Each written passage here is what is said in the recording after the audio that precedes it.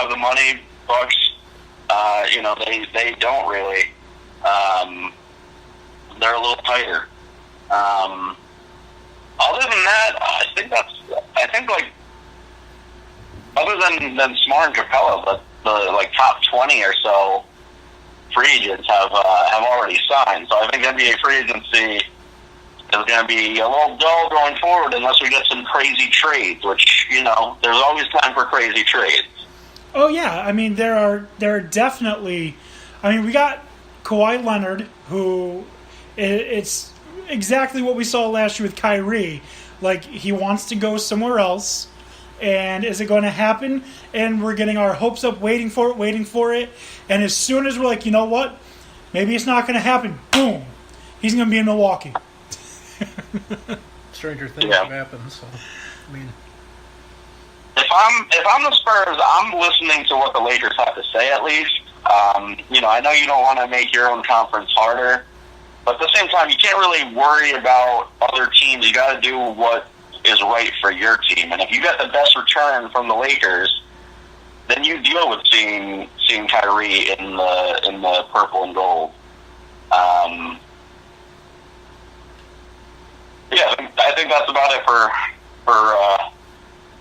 free agency. Yeah, I mean, I think we're still waiting for Marcus Smart. We're still waiting on Dwayne Wade. And we're still waiting on the most intriguing, or not the most intriguing, the most confusing, I would say, Clint Capella, who thinks that he's worth LeBron money when he's really worth Monopoly money. I wouldn't say Monopoly money, but I think he's worth. I don't think he's worth a max, which I don't know if that's what he's asking for. But he knows he can get paid, and maybe he wants to get paid more than he wants to win a championship. This might be his first and, potentially only big contract. So I wouldn't necessarily fault him for taking it. I mean, I kind of do. I get that people are in it to make money, which is why I like college sports way better. But I just feel like if your number one priority isn't to win, why are you even playing? Right. That's to quote the great Herm Edwards, hello, you play to win the game. Right, but this is also their career, it's how they, set up their retirement and everything. So I won't fault you for taking one big contract. After that, though, you should be trying to win all the time, regardless of what team you go to, and regardless of what your paycheck is. But I won't fault someone for taking the big money one time and securing their future and their children's financial future. I mean, that's why I don't blame Kevin Durant for leaving. I don't blame LeBron James for when he left to go to South Beach. I get it. If I were in the NBA, I'd want to win too. I mean, this is going to sound probably really stupid of me, but I have a hard time sitting here making, $40,000 a year, something like that, and, hating my job, etc., to hearing these guys, complain that $88 million isn't enough. Really, Clint Capella? You're not worth $88 million. I'm sorry, you're just not. So to turn down a contender where you can win because you want $8 million more, get out of here. Come on. Yeah. I have no sympathy for you, and I hope teams look at you as a traitor and don't even want to bother signing you. Exactly. So, I mean, I know that... Yeah, justified. Yeah. Absolutely. So, no more free agency. Nope. NBA free agency is over. Covered. What's not covered, at least not yet, is the NBA Summer League. And I just want to say, I know no one saw our schedule, but we are right on friggin' time already. 7:30 to 7:35, talking NBA Summer League. All right, so Summer League got some updates. If you haven't been watching, I have. Been trying to. It's hard with baseball. Some crazy I've stuff. definitely been watching the Knicks. Yeah, some crazy stuff has been happening. We'll get to the Knicks in a minute. But I don't remember his name. I should have written it down. But there's a player who had 7 blocks in 21 minutes. He's getting a block every 3 minutes. That is insane. Who was that? Shoot, I should know that. I mentioned it in a message among all of us. So, 7 blocks in 21 minutes. What the hell? Insane. Insane. So now, let's move on to what we do know. The Knicks finished Summer League 2-3. First question, how much stock are you guys putting into these Summer League games? Not a whole ton. As far as like their record or just like the play? How, not so much individual play because we're going to get to that in a minute, but how the youngins seem to understand the game, how they seem to be gelling as a unit. Because some of these guys are going to be on the big roster. Some are not. But, like, what do you think? Like, the Knicks, do they get it? Like, are they understanding the professional game of basketball? Are they making smart decisions? How do you feel that they, as a team, have progressed from the beginning of from the draft to now? Right. Well, I forget who said it, but I think it was described best as Summer League isn't where you find out who can ball; it's where you find out who can't ball, and I think that's proven true. You see some prospects that you think might be able to handle it, and then all of a sudden they get to Summer League and they just bow out. So I don't think you're going to see anyone's true ceiling, but you can kind of see a true floor.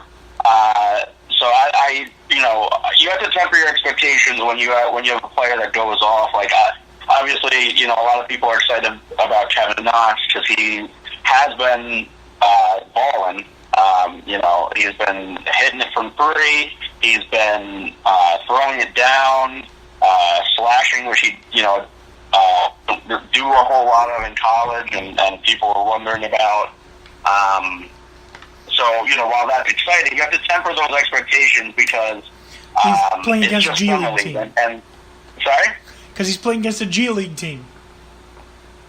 Yeah, and there have been a whole lot of Summer League stars that have gone nowhere in the NBA. So, it really is just kind of a testing ground. You can kind of see what guys can do and see what they need to work on.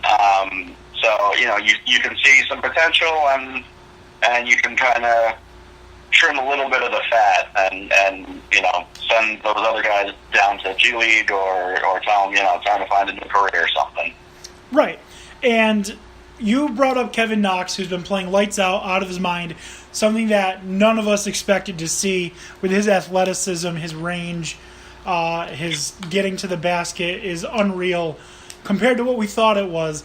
But you've also got to remember their second-round pick, Mitchell Robinson.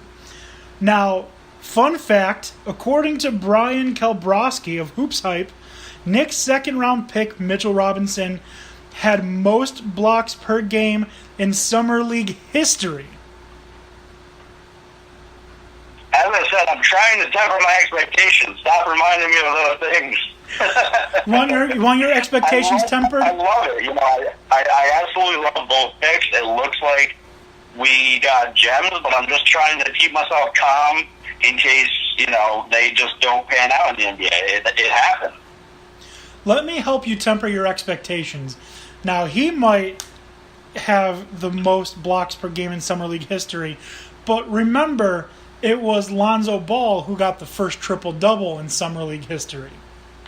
And then the second. And then I think the fourth. So, but yeah, that's there's a lot to see and a lot to not go crazy about, even though it does look exciting.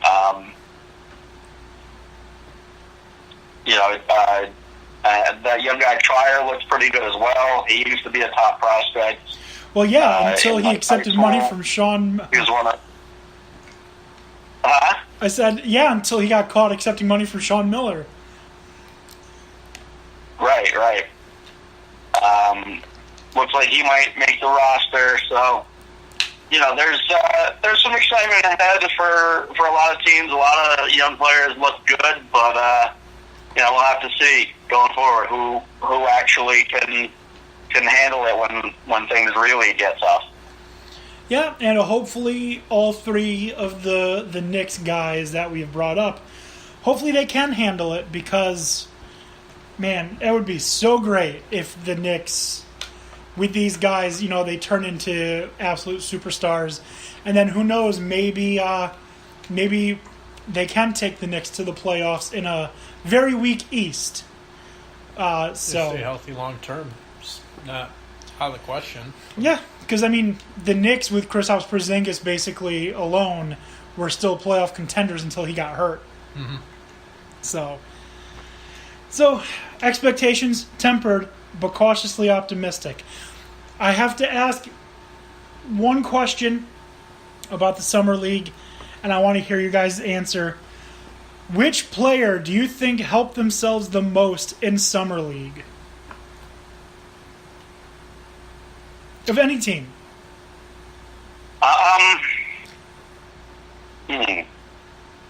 Helped themselves the most as far as